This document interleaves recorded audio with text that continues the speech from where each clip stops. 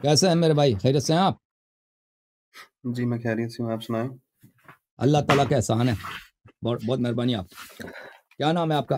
جی میرا نام دانش ہے، میں بہاول نگر سے ہوں۔ مہربانی آپ کی جو بہاول آپ نے نگر۔ کال میں ایڈ کیا ہے اپنے وقت میں سے۔ جی سر، اللہ آپ کو عزت دے، سلامتی دے، بہت کال کرنے کا بڑا شکریہ بھائی۔ جی میں نے آپ سے جی کویشچن کرنا تھا، ایک تو یہ کہ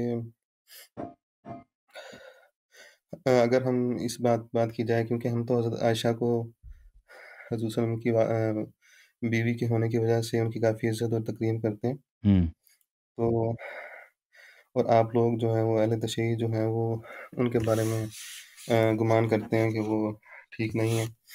تو اس کے بارے میں اگر کویشچن اگر میرا یہ تھا کہ اگر حضرت عائشہ کے بارے میں کچھ کیونکہ حضور صلی اللہ علیہ وسلم کو پہ وحی نازل ہو رہی ہے، ان کو غیب کا بھی ان کو علم ہے، ان کو ایک عام انسان سے زیادہ علم ہے۔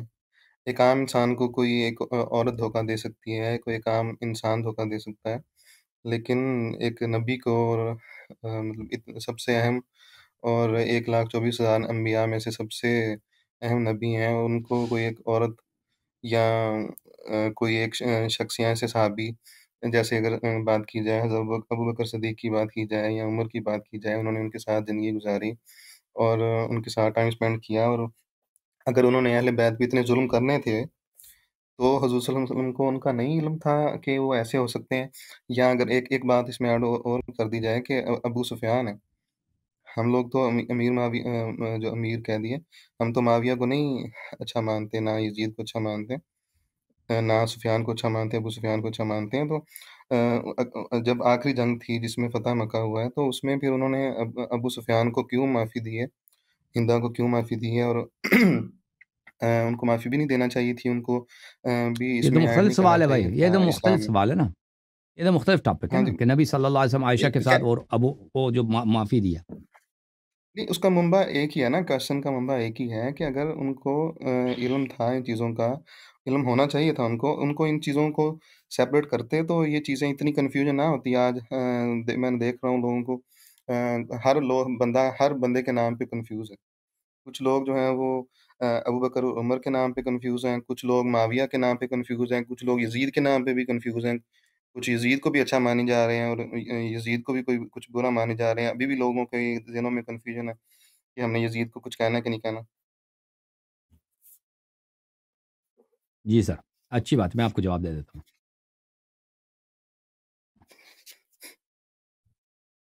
دیکھیں، پہلی بات یہ ہے کہ آپ لوگوں کے ہاں نبی کریم صلی اللہ علیہ وآلہ وسلم اپنے مذہب کے مطابق، کے مذہب کے مطابق بات کرو نا، وہ معصوم صرف تبلیغ میں تھے، تبلیغ احکام میں تھے، باقی امور میں وہ معصوم نہیں ہے، بلکہ باقی امور میں ان سے سہو بھی ہو سکتی ہے، خطا بھی ہو سکتی ہے، بلکہ گناہ بھی ہو سکتی ہے۔ بلکہ آپ کے علماء اور بعض فرقے کہتے ہیں کہ وہ انبیاء سے نبوت کے بعد کفر بھی صادر ہو سکتی ہے، ٹھیک ہے نا۔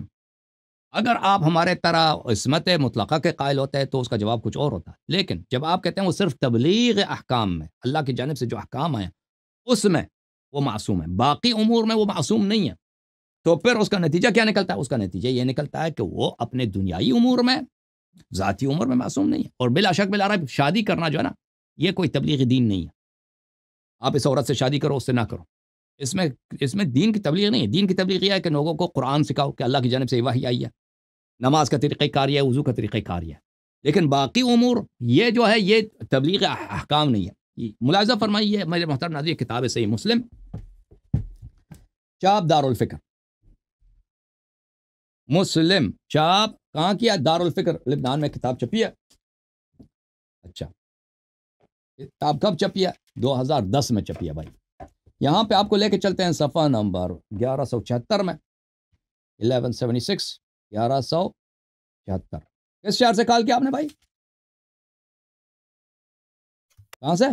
جی بہاول نگر۔ اور نام کیا؟ دانش بھائی، ہاں دیکھ لو، یہ دانش دیکھے بھائی، علی۔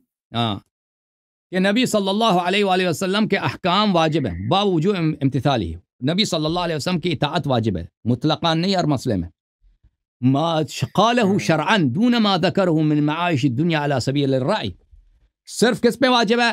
جو وہ چیز وہ شرعی حکم اللہ کی جانب سے لائیں. نبی صلی اللہ علیہ وآلہ وسلم اگر شرعیات کے علاوہ جو دنیا میں رہنے کے دنیا والی باتیں ان میں سے اگر کوئی ان کے جو فکر ہے اپنے رائے کے مطابق کسی حکم کا اظہار کریں ان کی اطاعت واجب نہیں ہے. یہ کس کتاب؟ مسلم میں ایک پورا باب ہے.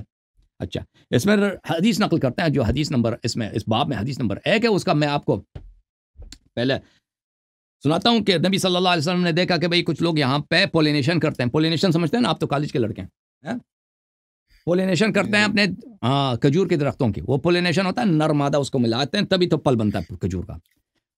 ہر پودے کی پولینیشن ہوتی ہے لیکن دوسرے جو پودے ہوتے ہیں ان کی پولینیشن نیچرلی ہوتی ہے. وہ ہوا کے ذریعے یا کیڑے مکوڑوں مکھیوں کے ذریعے. لیکن کھجور کی درخت خود کرنا پڑتا ہے. وہ خود اپنے ہاتھ سے اٹھا کے اس کو لگانا پڑتا ہے وإلا اس کا پھل نہیں بنتا.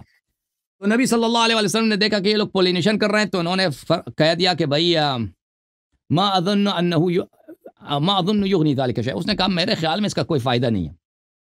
تو ان لوگوں نے کہا نبی فرما رہے ہیں تو ان کو تو کچھ پتہ ہوگا. تو انہوں نے چھوڑ دیا. بھائی چھوڑ دیا. اس سال ان کا فصل ہی نہیں ہوئی پورا سال. اور مدینے میں گندم وغیرہ تو ہوتا نہیں, چاول نہیں ہوتا, کچھ بھی نہیں ہوتا. وہاں صرف کیا ہوتا ہے؟ کھجور ہوتا ہے.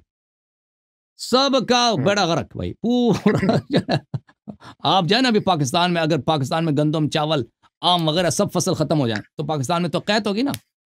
پاکستان میں تو وہ تو لوگوں پہ قیامت آ جائے گی. تو یہ قیامت مچ گئی مدینے میں. تو قیامت جب مچ گئی تو انہوں نے کہا کہ بلے ان کان ينفعهم ذلك فليصنعوه فاني انما ظننت ظنا. انہوں نے کہا اگر یہ تو مشکل ہے بھائی جو ہوا ہے مجھ سے, یہ تو توبہ استغفر اللہ, اگر اس کام کا فائدہ ہے تو یہ کرتے جائیں. میں نے تو صرف کیا کیا تھا؟ میں نے تو صرف ایک اوپینین کا اظہار کیا تھا. مجھے ایک خیال آیا, میں نے خیال کا اظہار کیا کہ اس کا فائدہ نہیں ہے. اچھا فلا تؤاخذونی بالظن. جب میں کسی خیالات کا اظہار کروں تو اس کا اتباع کرنا ضروری نہیں ہے. خیالات کا اظہار کرنا ضروری نہیں ہے. اور مجھے ملامت بھی نہ کرو کہ آپ جو فرما رہے تو غلط نکلا ہے بھائی, ہمارا تو ستیہ ناس ہو گیا, ہمارا تو بیڑا غرق ہو گیا. مجھے ملامت نہ کرو. ولکن اذا حدثتم عن اللہ شیئا فخذوا به. لیکن اگر میں کہہ دوں کہ یہ اللہ کا حکم ہے تو اس وقت اس کی اطاعت واجب ہے. فإنی لن اکذب علی اللہ عز وجل. میں صرف اللہ پہ جھوٹ نہیں باندھتا, باقی مسائل میں وہ آگے پیچھے غلطی ہو سکتا ہے. سمجھ میں آئی نا بات آپ کو؟ تو اس میں نبی صلی اللہ علیہ وسلم آگے اس میں اگلے والی جو حدیث ہے کہ آپ لوگوں کو دنیا کے مسائل مجھ سے زیادہ پتہ ہے. انکم اعلم بامور دنیاکم منی. آپ لوگوں کو دنیا کے مسائل مجھ سے زیادہ بہتر ہے. تو نبی صلی اللہ علیہ وسلم نے عرب کے جو جاہل ترین طبقہ تھا وہ ان کو بھی اپنے آپ سے زیادہ عالم آپ کے نزدیک کہہ دیا. تو کہنے کا مقصد یہ ہے کہ ذاتی امور میں وہ تو خیالات کا اظہار کرتے ہیں, ان کے خیالات کا کیا فائدہ, ٹھیک ہے نا, ان کے آپ کی اپنی حدیث ہے اور پھر ان کا اتباع بھی واجب نہیں ہے. اچھا میں آپ کی خدمت میں آپ کے اپنی کتابوں میں سے کچھ جملے دکھا دوں کہ اچھا یہ کتاب ہے, یہ ہمارے جو پاکستان میں برادران رہتے ہیں یہ اکثر ماتریدیہ ہیں اور ان کا عقیدہ اشاعرہ ایک ہی جیسا ہوتا ہے. ان کا بہت بڑا عالم ہے فخر رازی. یہ کتاب ہے الاربعین فی اصول الدین تالیف فخر رازی, شاپ مکتبۃ الکلیات الازہریہ قاہرہ میں یہ کتاب چھپی ہے. اچھا یہ کتاب چھپی ہے سن 1986 میں. یہاں پہ عصمت الانبیاء, یہ کتاب صفحہ نمبر 115 ہے, انبیاء علیہم السلام کی عصمت پر. عصمت الانبیاء علیہم السلام. ان الاختلاف فی هذه المسألہ رائع فی اربع. کہتے ہیں اس مسئلے میں اختلاف ہے کہ انبیاء علیہ السلام کی عصمت کیسی ہے. اچھا اس میں ایک اختلاف یہ ہے, قول یہ ہے کہ ما يتعلق بتبلیغ الشرائع والاحکام من اللہ تعالی واجمعت الامہ على انه لا يجوز عليهم التعریف والخیانہ. کہتے ہیں جہاں تک اللہ کے احکام کا بیان کا تعلق ہے, نبی صلی اللہ علیہ وسلم کوئی سورہ لے کے آئیں, نماز لے کے آئیں اللہ کی جانب سے, کوئی واجب حلال حرام لے کے آئیں, تو اس میں وہ خیانت نہیں کرتے, اس میں وہ تحریف نہیں کرتے. اس پہ پوری امت کا اجماع ہے. اچھا دوسرا جو اس کے بعد ما يتعلق بالفتوى واجمعت الامه على انه لا يجوز تعمد الخطا. دوسرا جو مسئلہ ہے فتویٰ دینا, کہ نبی صلی اللہ علیہ وسلم مجتہد ہیں, فتوے دیتے ہیں. فتوے جب دیتے ہیں تو پورے امت کا اجماع ہے کہ وہ عمدن جھوٹ نہیں بولتے, خطا نہیں بولتے. عمدن کہ میں ڈیلیبریٹلی قصد کے ساتھ میں آپ کو غلط فتویٰ دے دوں, یہ نہیں کرتے. لیکن کیا غلطی ان سے ہو سکتی ہے؟ ہاں, اما سبی علی سبیل السو فقد اختلفوا فی. کیا ان سے غلطی ہو سکتی ہے؟ کہتے ہیں یہ اختلافی مسئلہ ہے, اختلافی مسئلہ. اچھا اختلاف کیا ہے بھائی؟ ما يتعلق بافعالهم واحوالهم وقد بل, اس میں یہ اختلافی مسئلہ. رابع چوتھا مسئلہ یہ ہے کہ نبی صلی اللہ علیہ وسلم اپنے ذاتی مسائل میں چلنے پھرنے میں، اٹھنے بیٹھنے میں، شادی کرنے میں، طلاق دینے میں، یہ جو کھانا کھانے میں، یہ جو کاروبار میں، ٹھیک ہے نا، جو ذاتی مسائل ہیں، غیر تبلیغ احکام اور غیر فتویٰ، ان مسائل میں کیا وہ معصوم ہے؟ کہتے ہیں اس میں بھی اختلاف ہے. ایک مذہب ہے حشویہ کا، احمد ابن حنبل اہل حدیث کا جو مذہب ہے، انه يجوز عليهم الاقدام على الكبائر والصغائر. اور دیکھو اپنی آنکھوں سے دیکھو بھائی کہ نبی صلی اللہ علیہ وسلم اپنے ذاتی امور میں، سب انبیاء کا یہ ہے، اپنے ذاتی امور میں وہ نہ صرف خطا کر سکتے ہیں، گناہ بھی کر سکتے ہیں، اور گناہ نہ صرف صغیرہ کبیرہ بھی کر سکتے ہیں. سن رہے نا دانش بھائی؟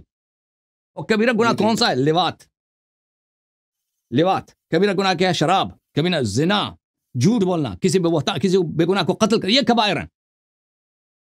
اوئے یجوز علیہم الاقدام علی الکبائر والصغائر. بھائی وہ ذاتی امور میں کچھ بھی کر سکتے ہیں. اچھا یہ حشویہ آپ کیا کہتے ہیں؟ آپ فخر رازی صاحب ہیں، آپ بڑے عالم، وڈے عالم ہو، تسی وڈے مفتی ہو، وڈے متکلم ہو، اڈا کی نظریہ ہے اس مسئلے تے او کہندے ہیں، آپ کا کیا نظریہ ہے؟ اشاعرہ ماتریدیہ کا ان الانبیاء علیہم السلام معصومون فی زمان النبوة عن الکبائر والصغائر بالعمد. فرماتے ہیں کہ ہمارا جو عقیدہ ہے کہ انبیاء علیہ السلام نبوت کے بعد، نبوت سے پہلے کی بات نہیں کر رہے، وحی آنے کے بعد کبائر صغائر عمدی سے معصوم ہے. کبائر و صغائر عمدن، لیکن غلطی سے کبیرہ صغیرہ ہو جائے تو کوئی گل نہیں، غلطی سے ہو جائے تو کوئی گل نہیں. وَأَمَّا عَلَى سَبِيلِ السَّهْوِ فَجَائِزْ. غلطی سے کبیرہ کا منتخب، غلطی نہیں، غلطی ایک دفعہ انسان خطا کرتا ہے نا، ایک عورت سے شادی کرتا ہے، وہ تو کوئی گناہ بھی نہیں ہے. اگر عورت بعد میں بری عورت نکلی ہے، یہ گناہ نہیں ہے، یہ گناہ نہیں ہے. آپ نے ایک عورت کو دیکھا، کہتا ہے آپ نے سوچا کہ اچھی عورت ہے، آپ نے اس سے شادی کی، بعد میں پتہ چلا کہ اس کی اخلاق اچھی نہیں ہے، بعد میں پتہ چلی کہ وہ آپ کو مارتی بھی ہے، آپ پیسے آپ کی چراتی ہے نا. یہ کوئی حرام نہیں کیا آپ نے، یہ نہ صغیرہ ہے نہ کبیرہ، بس آپ نے غلطی کیا، ٹھیک ہے نا. مثلا آپ گھر خریدتے ہیں نا، ایک گھر خریدتے ہیں، سمجھ، اور گناہ اور غلطی کا فرق پتہ ہے آپ کو؟ گناہ اور خطا کا فرق پتہ ہے آپ کو؟ اور دانش بھائی جی میں بات کروں؟ نہیں، بات نہ کریں. آپ ایک دفعہ مثلا ایک گھر خریدتے ہیں، وہ آپ نے سوچا کہ بڑا پیارا گھر ہے، اچھا گھر ہے، پیسے خوب دے دیں، پتہ چلا کہ یہ گھر جو ہے بھائی اس میں بہت سارے نقائص ہیں، تو یہ اس میں آپ کو غلطی ہوئی ہے، لیکن آپ نے حرام کا مرتکب نہیں کیا. وہ کہتے ہیں نہیں، نبی صلی اللہ علیہ وسلم غلطی سے حرام بھی کر سکتے ہیں، کبیرہ بھی کر سکتے ہیں. پھر دلائل لاتے ہیں کہ کتنے دلائل ہمارے پاس، ایک دلیل، دو تیسرا، چوتھا، پانچواں، کئی دلائل کا اقامہ کرتے ہیں کہ انبیاء علیہ السلام سے کبائر بھی غلطی سے صادر ہو سکتے ہیں. چلیں ٹھیک. اچھا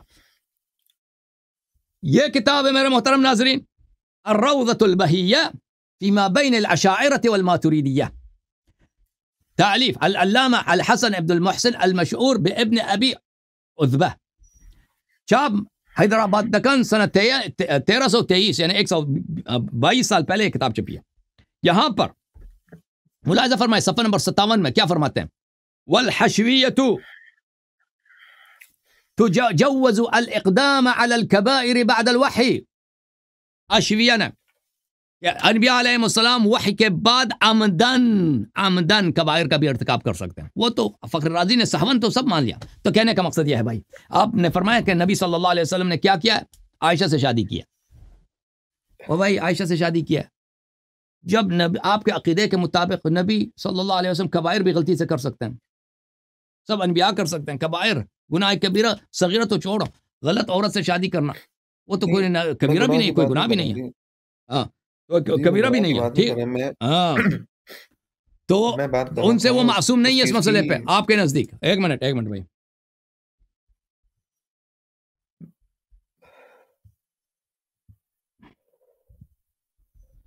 آپ کے جو حشویہ ذرات ہیں ان کا یہ بھی عقیدہ ہے کہ انبیاء علیہ السلام وحی سے پہلے ان کا کافر ہونا بھی کوئی مشکل نہیں ہے. اللہ تعالیٰ ایک کافر کو پکڑ گئے نا، ایک مشرک کو، اس کو نبی بنا. آپ کے کتابوں میں یہ بھی بڑی پڑی ہے، وہ تو سب کچھ آپ نے انبیاء پہ جائز کر دیا. بھائی شادی کیا ہے؟ شادی کا کیا، کون سے بچی، کون سی بڑی بات ہے؟ ٹھیک ہے نا. اب میں آپ کو سوال ہوگا، کوئی پوچھ لیں بھائی، ٹھیک ہے. نہیں جی، میں گناہ کے حساب سے نہیں کہہ